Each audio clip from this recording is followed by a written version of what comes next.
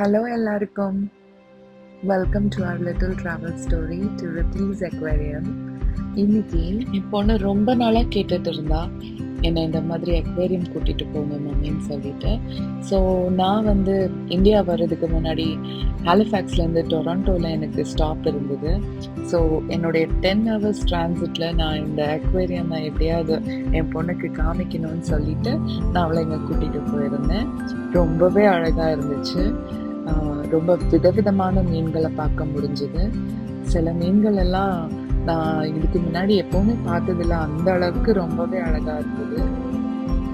நாங்க போன நேரத்துல பார்த்து ஒருத்தங்க டேங்க் வேற கிளீன் பண்ணிட்டு இருந்தாங்க. அப்புறம் ஷனாயா ஒரு இடத்துல இல்லவே இல்லை. எப்ப பாரு சுத்திக்கிட்டு அங்க எங்க குதிச்சுக்கிட்டே இருந்தா. ஃபுல் டைம் அவன் ஃபுல் குஷியாவே இருந்தா. அப்புறம் டார்டாய்ஸும் இந்த ஷார்க்கும் பக்கத்துலயே ஸ்விம் பண்ணது ரொம்ப வேடிக்கையா இருந்துச்சு பாக்குறதுக்கு. இதுல ஹைலைட் என்னன்னா, ஷனாயா ஷார்க் டனலுக்குள்ள கிரால் பண்ணதுதான். ஃபார் அ மொமெண்ட் இது வந்து எப்படின்னா இன்சைட் டேங்க்குள்ளேயே ஷனாயா இருந்த மாதிரியே இருந்தது. So completely whole new experience ரெண்டு பேருக்குமே. அவளுக்கு ரொம்ப பிடிச்சிருந்தது, எனக்கும் ரொம்ப பிடிச்சிருந்தது.